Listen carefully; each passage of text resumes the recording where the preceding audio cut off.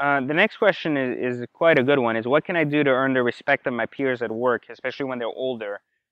It's actually funny because I faced a very similar situation when I was younger. When I was in corporate America, when I was in banking, and I was a bank manager really young.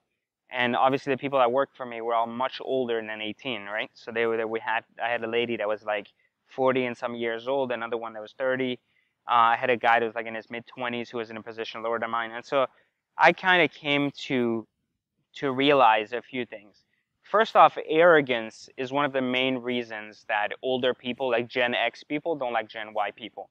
Because Gen Y people, we have a completely different definition of consistency. We believe consistency to be like 6 months, versus Gen X is like 5 years, right? Like to them, being in a position 5 years was the norm back in the day. And now it's like 6 months, and if you're not promoted, you're almost like retarded. So like there's so many different environmental changes in the business world that have created this gap between Gen X and Gen Y. The worst thing you can do when you're a Gen Y person is come into a place of business with a lot of Gen Xers and tell them how shit works or what it is or how it works. The best way I was able to convince and make followers and ultimately and lead people who were Gen X, even though I was Gen Y, is to simply not devalue the experience and the years of experience they have. And I think that's the number one thing Gen Y does, is we come in and we believe we know everything because we've done something for 6 months. We have access to resources, the internet, and all this shit, and we automatically become experts in it. Don't undervalue the fact that if someone has been working somewhere 5 years, even though they may not be as smart as you, they still have seen 10 times more than you'll see in the last 6 months, even if you're the best at what you do. So don't undervalue that. Don't make them feel like it's not important and their experience doesn't matter. A lot of times when I started in a business, like in a particular location, and I was like, hey, I'm going to kind of get my team around me, I would come into this, and what I would really do would be focus on really getting people's feedback and allowing them to tell me everything they know and showing me what they know before I even opened my mouth and told them what to do.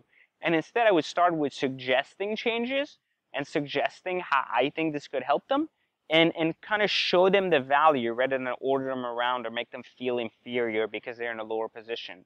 I let them call the shots a lot so that when I did call the shots once or twice, they would feel a little bit more comfortable.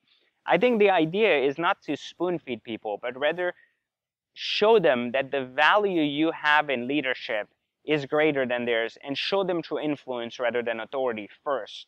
And then those of them that don't want to kind of come along and don't want you to lead them, then they need to make a choice to go find a different job, right?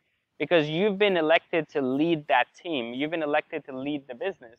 And you have to make sure you're able to do so without interruptions, meaning that you have to help people get there, but if they're not willing to get on your team, then you have to be willing to move forward and accept that some people are just not going to be part of that team. So balancing the two can be difficult, but it starts with influence rather than authority.